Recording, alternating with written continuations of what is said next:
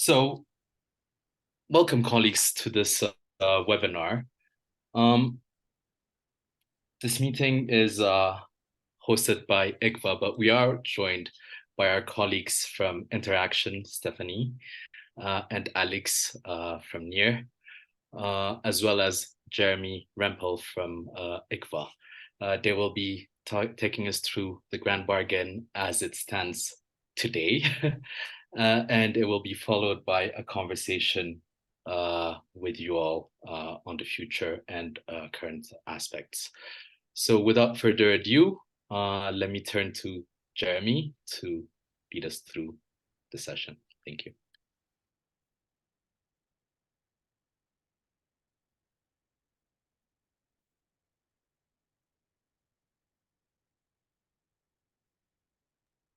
Jeremy, you're muted.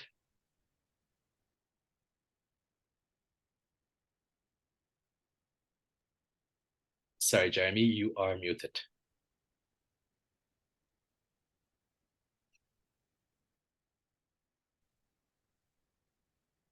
Jeremy, you're talking to yourself. We don't hear you.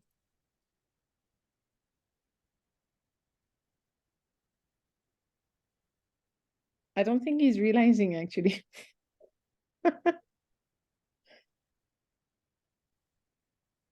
Yes, with the screen sharing, he cannot. Yeah. Jeremy, can you hear us now? Okay, he's having some technical issues.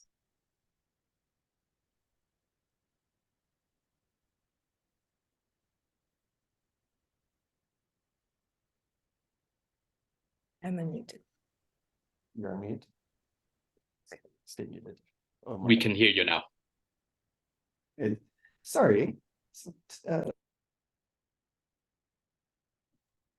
Manon, you just muted yourself again. I think we're back now. Am I coming through? Apologies. Okay. Excellent. Thank you, colleagues. Welcome. I think we're on track. Great to have you here and be doing another, I hope, productive discussion on the Grand Bargain. And great to be joined by both Alex and Stephanie as well. It's both an interesting transition period in terms of the Grand Bargain itself, which we'll talk a little bit about, looking at the way forward with the Grand Bargain, also in terms of some of the representation in the Grand Bargain itself. So ICVA, as you know, has stepped off the facilitation group, A4EP also, and Interaction and NEAR coming on. So great that we're able to be joined by Alex and Stephanie today as well. So I'd like to kick off by going through first a couple of the objectives for the meeting today, and then share a little bit on the background of the Grand Bargain, some of the basics. I think objectives should have seen in the invite to the meeting, but good to highlight again. We have a few things we'd like to do, as we've shared already, to update you on some of the key changes for the Grand Bargain going forward. We'd like to highlight a little bit some of the priorities in that as well, particularly with an interest on looking at country level implementation, something that's a high level of interest, I know, among many of you and other signatories, and also spend some time facilitating discussion with you around how we can identify some of the country level priorities for humanitarian finance that you might be seeing and the degree to which those align with Grand Bargain implementation. So the end result should be you get some more information. I hope we also get some more information that will help in terms of engaging with the Grand Bargain Secretariat, some of the ambassadors at the global level too. I know Addis introduced already our speakers for today. Addis himself, the representative for East Southern Africa, myself, you know, head of humanitarian finance. Maybe I'll briefly let Alex and Stephanie, if you wanted to introduce yourselves quickly, I'm happy to give you the mic to do that as well. Alex, would you like to introduce yourself?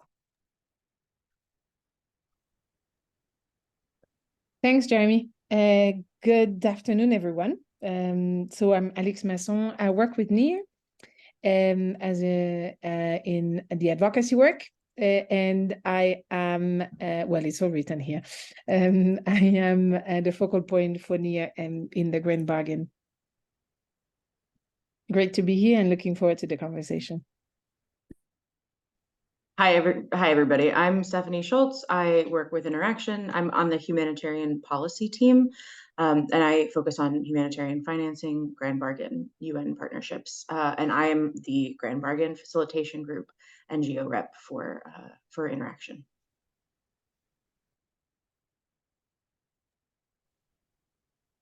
Right. To kick us off here, I'd like to run through a couple of slides, and I'm going to go a little bit quick. I want to make sure we have time to have good discussion later. But I think a lesson that we've learned throughout our engagement in the Grand Bargain is never to overestimate the importance, or underestimate, I should say, the importance of making sure we're at the same level and understand some of the core basics with the Grand Bargain. There were some very good questions that came through in our preparation for the call today as well, that I think highlight the fact that frequently we have varying levels of understanding or familiarity with the Grand Bargain. So it's also an opportunity to try and get us all to as much of a common understanding as we can. So a couple of points to share on the Grand Bargain in terms of background. To start with, what is the Grand Bargain? Surprisingly, maybe not surprisingly, this is a question that comes up. I think it's actually good to take a moment and look at this, because there is a unique quality to the Grand Bargain that it's important we all understand. As you see on the screen here, there are different constituencies represented in the Grand Bargain. UN, donors, Red Cross, Red Crescent, NGOs, both international and local.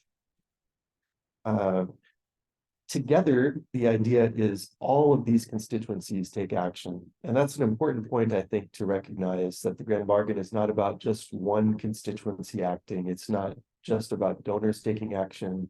It's not just about UN taking action. It's about all of us that are engaged in the humanitarian space as signatories to Grand Bargain taking action. And you'll hear the phrase quid pro quo often used with regard to the Grand Bargain. I'm not sure it's always used correctly, but within the Grand Bargain context, this is what we mean, that all constituencies are expected to take action. And when we do that collectively, the end result should be greater efficiency and effectiveness in the humanitarian aid system. So again, the idea is all of us should be taking action as signatories to the Grand Bargain. And when we do that well, we'll see a collective result in terms of efficiency and effectiveness.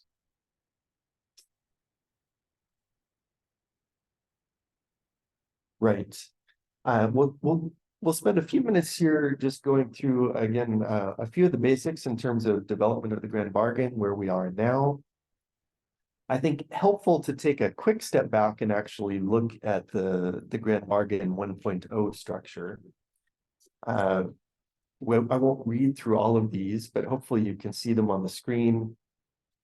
I think if we look at the 10 different areas of action, work streams we called them at the time, incorporated into the first Grand Bargain, these are all still highly relevant areas of work. As we talk about the future priorities, I think you'll see where some of these still connect.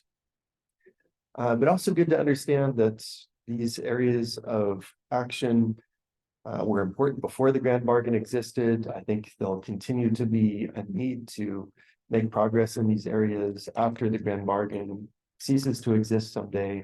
But what we do have through the Grand Bargain is an important opportunity to take action, to push action faster than we might have otherwise been able to. So it is an important window of opportunity to take action in some of these key areas. So where are we now? As you saw on the last slide, Grand Bargain 1.0 started in 2016. We shifted over the last 2 years into what was called Grand Bargain 2.0. That incorporated a few new concepts with a revision, things like the caucuses that we'll hear more about in a moment, some of the push to take more action at the country level were new elements in Grand Bargain 2.0. Those are now complete, and we've moved to Grand Bargain, the future of Grand Bargain beyond 2023. So it is still alive. Actually, that's been a question from early on in the Grand Bargain.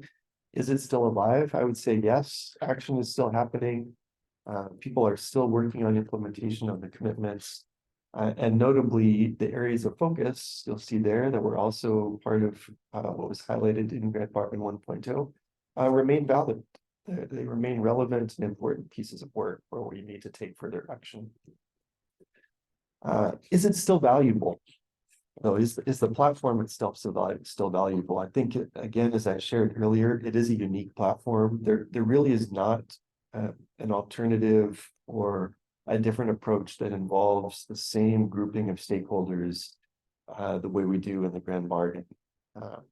When you look at the IAS groups, you do have a combination of UN agencies and NGOs, for example, but you don't have donors present.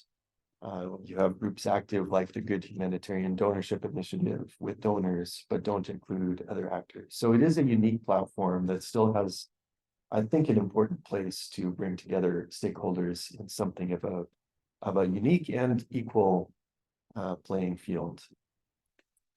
We do have key changes proposed moving forward, though. We'll talk through some of these. Although the core commitments do remain the same, this is something important to recognize with the Grand Bargain, is we've not renegotiated the agreement, even though we have made some significant changes to structure and some of the pieces of the work.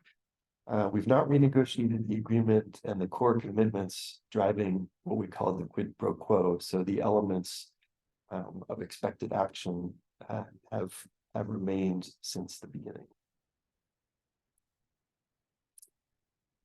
So what does it look like now? You'll see it's a fairly complicated slide there. I'm going to talk through a few of these components, but we've made adjustments. Although the core commitments remain the same, we've made adjustments in the structure, the governance, some of the scope of work.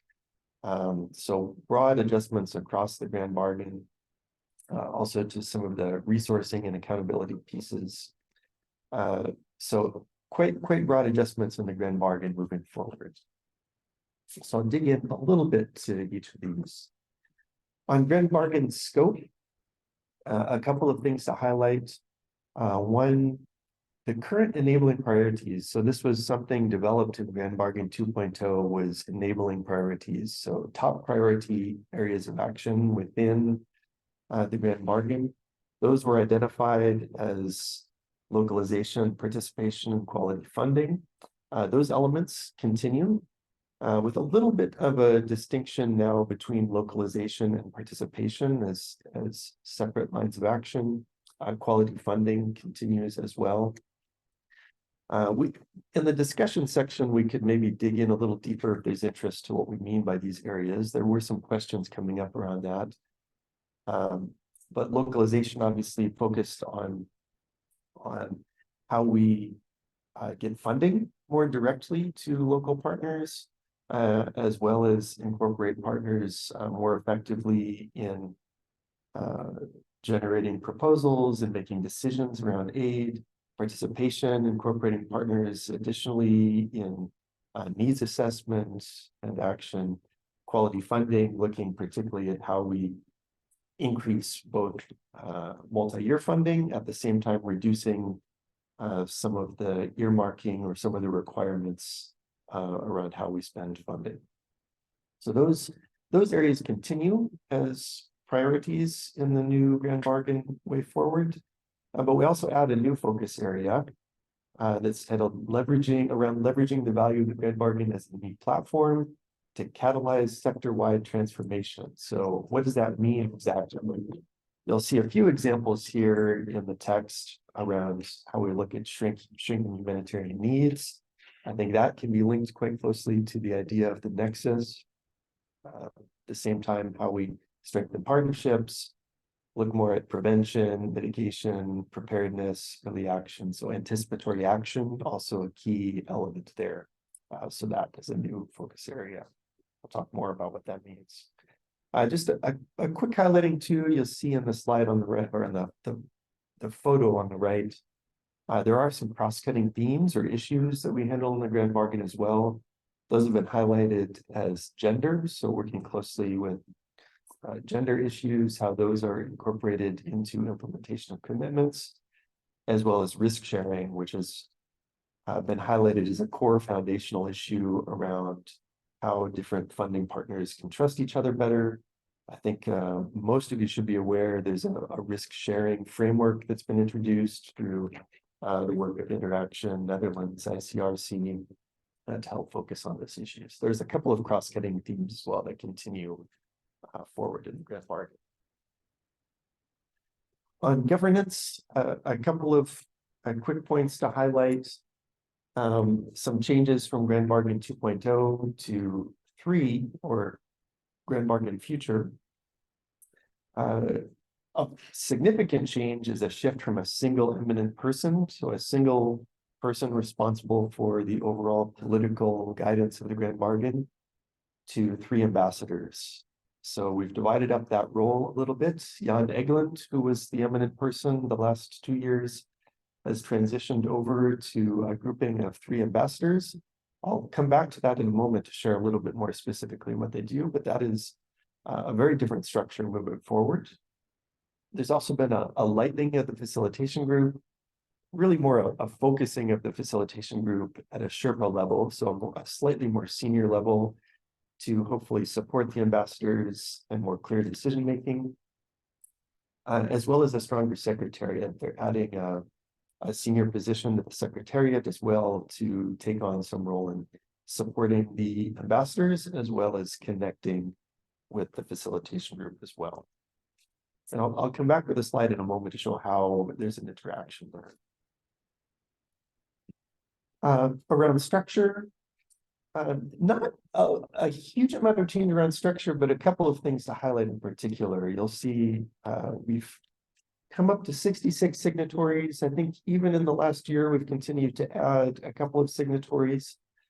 You'll see it broken down there by state, NGO, UN, Red Cross, and intergovernmental organizations. Some constant work continuing to have the annual meeting as a key element of the structure. That's an important face-to-face opportunity each year for signatories to come together. That will continue with some adjustments in timing. Engagement at the national level, we'll hear more about this in a moment, continues to be a key element of structure. Caucuses, which were the initiative introduced under Grand Bargain 2.0 to have more dedicated groups carry forward or work on unblocking political challenges to implement Grand Bargain, will continue. Communities of practice is a new element. This is one that is, I would say, still really being developed as a concept, what this means, but is important to recognize as essentially a new way of thinking about how signatories can interact more broadly. Up until now, we've had work streams active. Those initial 10 areas of focus I mentioned of Grand Bargain 1.0 were different work streams. Those were refined to between 5 and 7 work streams over time under Grand Bargain 2.0. Now we don't have work streams anymore. The idea is we could carry forward potentially with communities of practice. So something of a change there. And I would say still some work to be done to understand exactly how signatories can engage.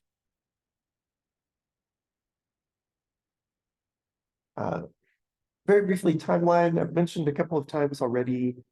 There is an extension of the timeline through 2026. This was actually quite a significant point of discussion in the development of the future of the Grand Bargain, with some very different points of view in terms of how long the Grand Bargain should last. Should it be a very short initiative? Should we push out and align with the 2030 development goals? There were very different views, even among the different constituencies, as to what we should do. In the end, the common point we could agree on was to extend through 2026 at least, which we all agree is an an important point to take stock of where we are with the Grand Bargain in terms of progress. That will be the 10-year mark of the Grand Bargain, and will be an important opportunity to assess how well we're achieving some of the priority areas and the milestone points set as part of that. So it will be an important year in 2026 to see where we land. It will be an opportunity to take stock, do some evaluation of where we are, and make some decisions at that point with regard to what the Grand Bargain might look like after 2026.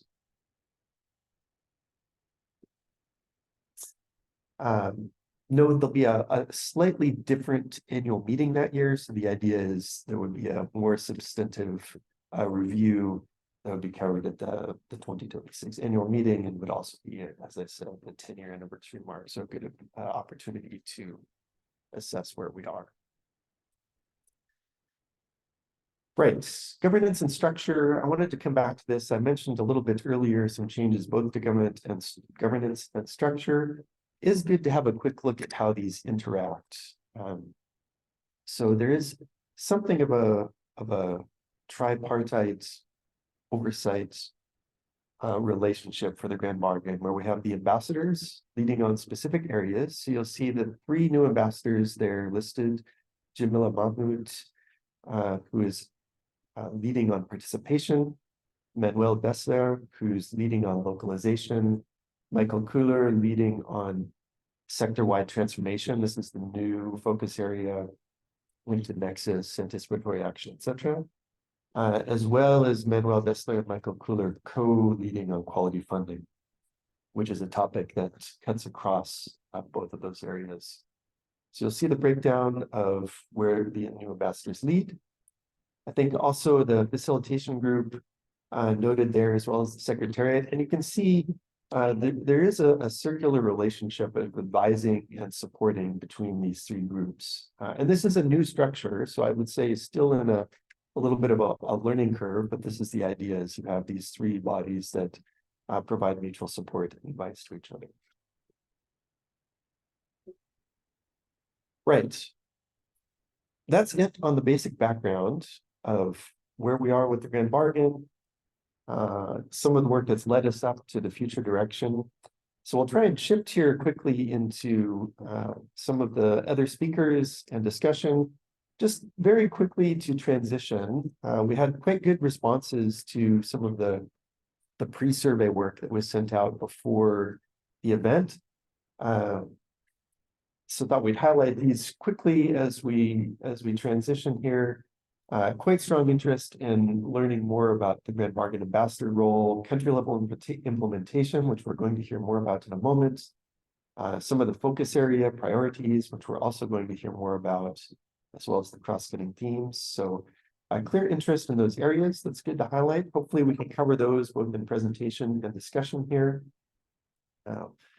Also, just some words to highlight in the word cloud came up. Grand Bargain obviously focuses quite well in the word cloud, but again, some good interest in country level implementation, local NGOs. What does it mean to be local? The localization and quality funding. Accountability might be a good point to come back to in discussion as well. So some interesting overlap with our main points. And the discussion priorities as well, I think align with the word cloud and survey findings that I've highlighted already. Great. I think with that, I'd like to transition and hand over to Alex. We have a couple additional topics of interest. We might circle back to that a little bit in our discussion, but I think good to hand over to Alex to look at Grand Bargain implementation at the country level. So Alex, can I hand over to you?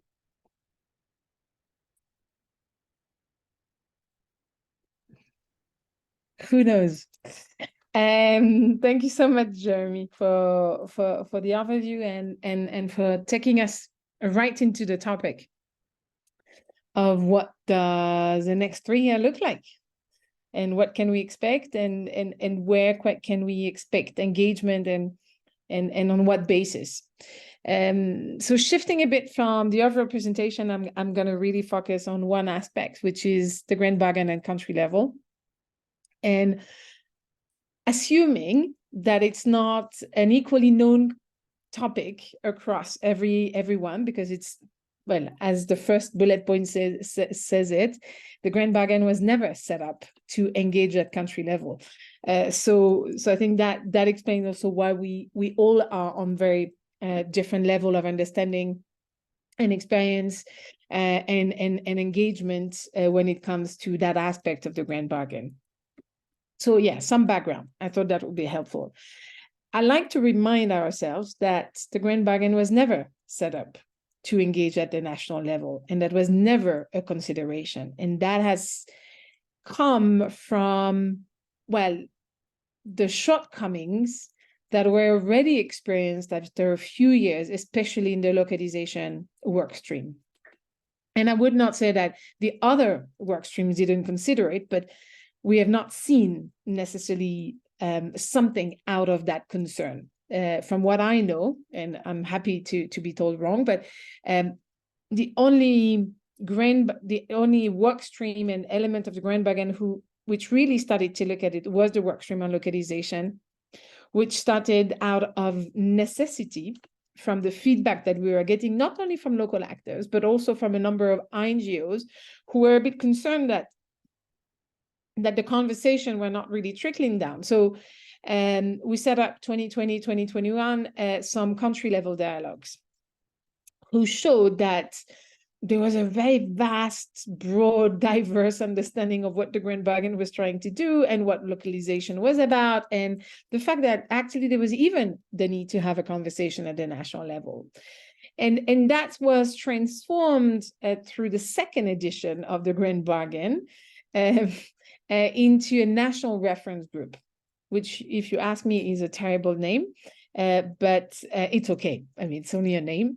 And beginning of 2022, there were some TORs that were released by the facilitation group, defining what should be a national reference group.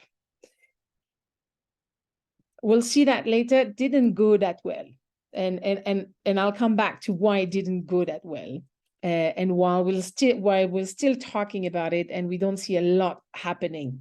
But actually a lot is happening. And in 2023, new framework, there is even a clearer reference to the fact that engagement at country level is necessary, and it's even now a structure, whether it's important or not, but it's a necessary space to engage if we want to see progress on the Grand Bargain. I think this is how we can read the new framework and what is written in it. So that would be the background. Yeah, so this is not the easiest to engage with, but I think it helps to understand what was behind the idea of the national reference group, and maybe where it has gone slightly wrong at some point, and then now we are trying to rebalance. So that sort of diagram helps you to understand what's the point of a national reference group. I think this is really how to read it. And it starts with local actors. Why does it start with the local actors? Well, it starts with local actors because it recognizes the fact that at national level, as well as global level, but generally local actors are in a much less powerful in decision-making space than the rest of the actors in the humanitarian system. And so part of the ethos of the national reference group is to say it has to be a space that really provides a meaningful space and a meaningful engagement of local actors, so that their agenda and their decision-making power is respected and considered. And that's why it starts from a local actor. And then it explains you. So are you local? Yes, no. But even if you're not a local actor, there is actually something for you to do. Here, it doesn't really say so, but actually there is really something for you to do. And so if you're a local actor, then there is an element on, yes, is there a specific context? Is in your context, is there any specific needs? So then if yes, then are there any already existing coordination structures in which you have in which you have some power in some extent, right? So if there is no coordination, or if you have no power in that coordination, then maybe it's time to think of a new space for coordination. And that's really ultimately what the National Reference Group is. Here, the reason I particularly don't like this diagram, and why I don't like the TORs that were developed in 2002, is that it puts the responsibility and the burden of organizing a space, the National Reference Group, on local actors solely. So if you're not a local actor, then it's none of your business. Well, it would mean that then none of the grand bargain is really your business, which I think is not what we are trying to say, right? And I think this is where it went a little bit wrong, is that by the eagerness of the facilitation group at that time to really give space to local actors, it's a bit of a double-edged sword type of situation, where by giving them all the power, it also gives them zero power, because of course, as local actor, there is limited convening power that they hold. And if people don't want to show up, they don't show up. It's not exactly the same if you do that with a donor, if you do that with a UN agency, or if you do that with a consortium of NGOs. It increases the convening power. And I think through that, you start already seeing part of the challenges that have been experienced by local actors, particularly at national level, on establishing those national reference groups. But it is helpful to understand why, and to understand how we can make it better. In the next slide, well, all of this is available and will be available. So here, what I wanted to focus a little bit on is maybe the what and what not. What is a national reference group, and what is not a national reference group, or what is not aimed at with a national reference group. So what is a national reference group? Really, it's a dialogue space. It's a dialogue tool. It's not about taking new decision. It's not about replacing anything. It's really creating a dialogue space that doesn't yet exist. And it's also a multi-stakeholder space. It's not a space only for local actors to talk to each other. It's not a space for local actors and NGOs to talk to each other. Already a lot of those spaces exist, right? It's really a space for all the actors in a given context that are engaged on humanitarian, and we see in many cases aid in general, and with a collective leadership. What does that mean? It means that it's not about driving the agenda of one.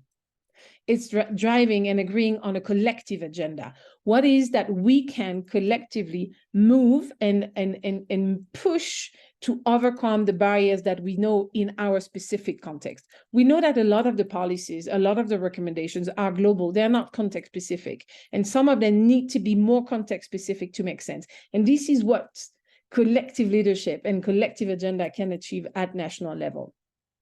And then what is a national reference group? I think a comprehensive tool to move localization at the country level. And we'll see what it is not.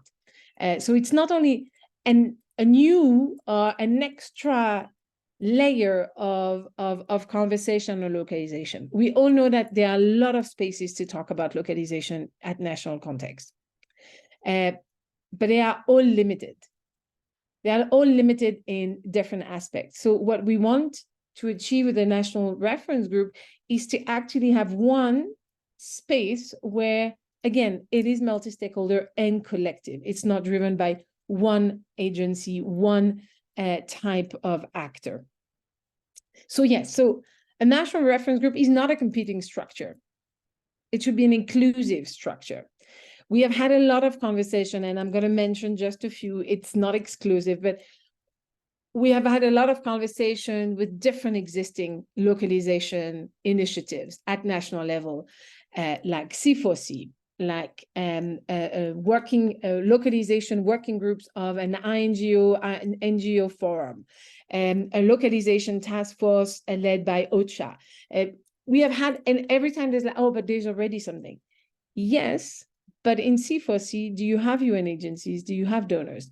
No, you don't. It's your agenda. It's great, but that's not what we're talking about. In an OCHA localization task force, in lots of cases, not all cases, it's driven by OCHA agenda, which again is not necessarily what the rest of the actors would want to focus on INGOs or only in national NGOs localization structure. It's an NGO perspective, which is a really good perspective, of course, but it's just one perspective. And if we want it to be a dialogue space, then it has to be a shared agenda where you're not coming with your demands and saying, you need to find a solution to that, but we are coming to say, oh, this is an issue, how do we solve it together? Which is a bit of a different positioning and a different way of engaging the conversation. So again, especially for local actors, this is not a space where you drive your agenda as a local actor and you're coming and saying, we demand these kind of things. There are other spaces for that. The National Reference Group is not that kind of space. I hope that's helpful.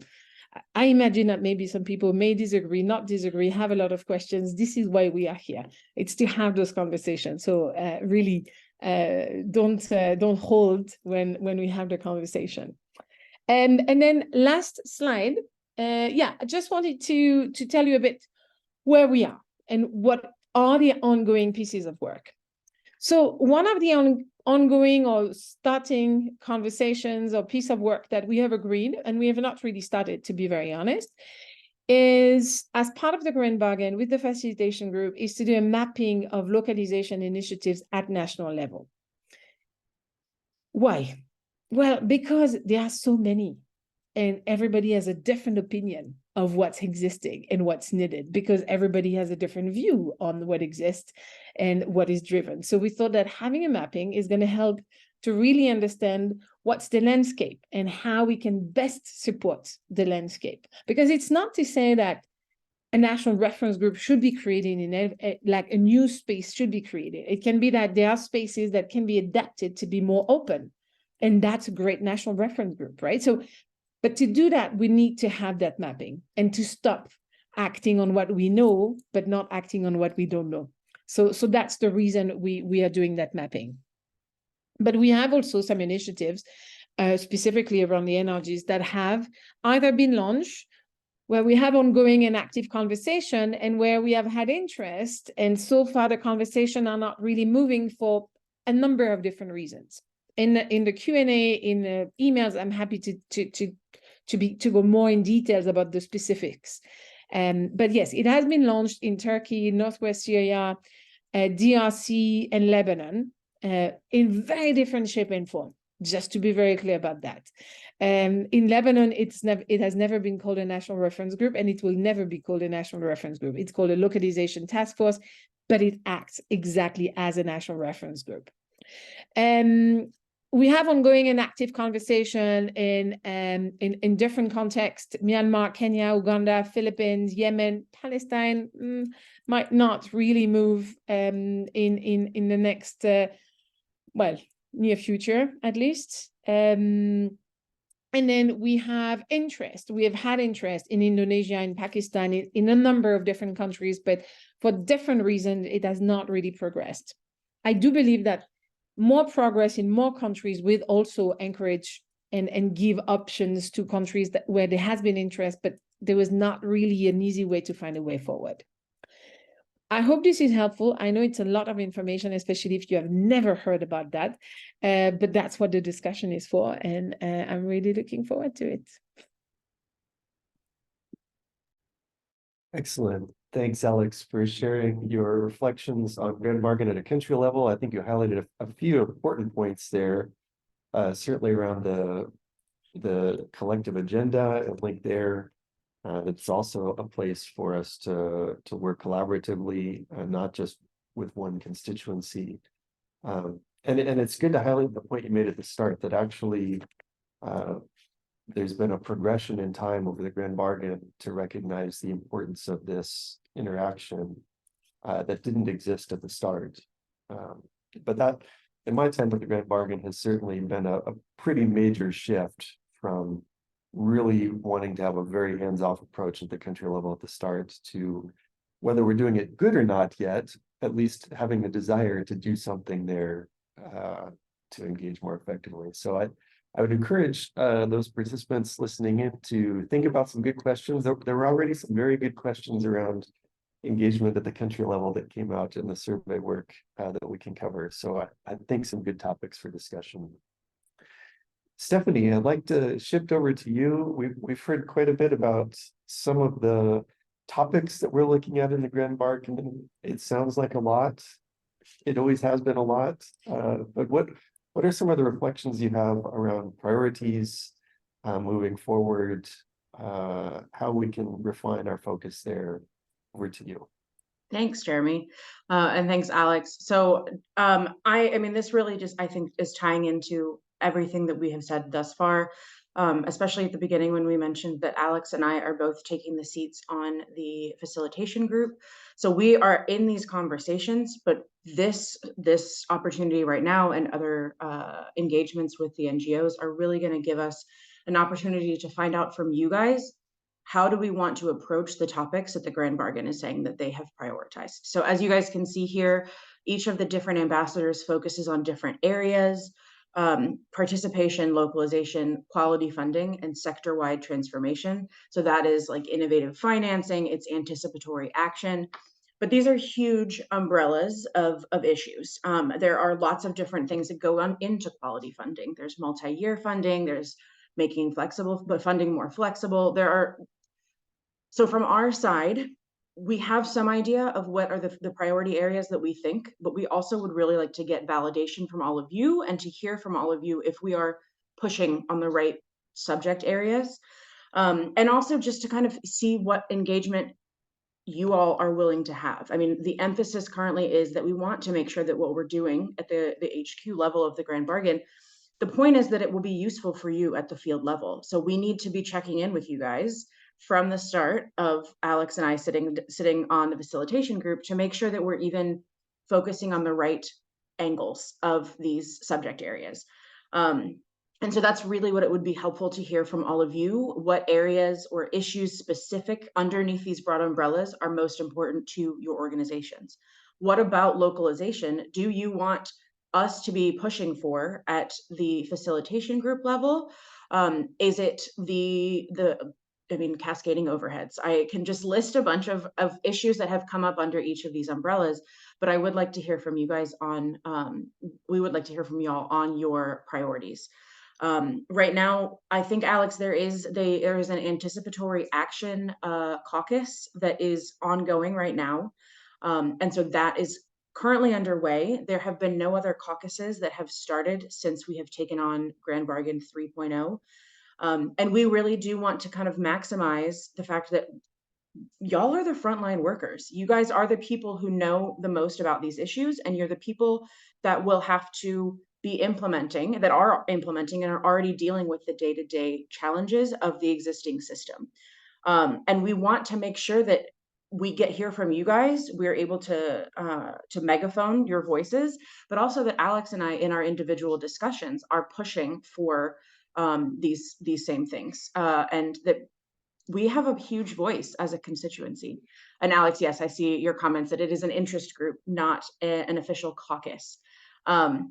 So yeah, this is the first active structure underneath Grand Bargain 3.0. There is still, I think, as Jeremy mentioned, there is still a bit of a question of how things are going to work practically, which is why we would like to hear from you guys on the areas that you care about the most, and also the areas that you want to be claiming or taking the lead on, because we are the ones who are going to be able to shape this process. And it makes the most sense for us to be engaged from the beginning to make sure that it is fit for purpose from our perspective. So we really, really want to maximize that opportunity right out of the gate and just say, okay, this is what the NGOs are focusing on. This is what Interaction will be leading on. This is what X, Y, and Z country office has said that they would like to focus on, at both global level and at the country level. It would be really great to hear from all of you. So with that being said, we have a little mini survey just to get the ball rolling. So the goal really is for Alex and I to kind of get some ideas here, but we are going to be opening up a bigger, I guess, survey type thing. We have not worked out the exact mechanism of that yet, but just to get more confirmation from all of you, and from Interaction members, from NEAR members, from the general NGO constituency, to hear what are the issues that you are facing that you think we should be prioritizing, and also to find out who is willing to take on what aspect. So this is the interactive poll, the Mentimeter. If you go to www.menti.com, and the code is 48142499. And Menno, I don't know if we can show the Menti slide or not. Yes, we will in a second as soon as Okay. we start collecting responses. Okay. And I'm also happy for you guys to just drop specific issues into the chat as well, but it would be really helpful for us to know what angles you guys are wanting to hear. So I'm seeing people mention sector-wide transformation and participation. What about those specifically? What sector-wide transformation are you guys interested, or what do you care about the most? When it comes to participation, what is the angle? Are we saying that we want, for sector-wide transformation, are we saying that we want to prioritize funding for anticipatory action?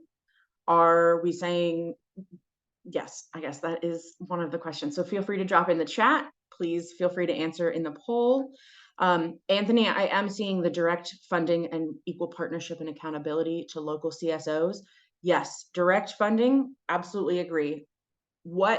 And this will be part of the survey questions that you're going to see from Alex and I, and from down the line. But what about direct funding? What do you guys want us to be pushing for underneath the equal partnership and accountability that would be helpful for all of you?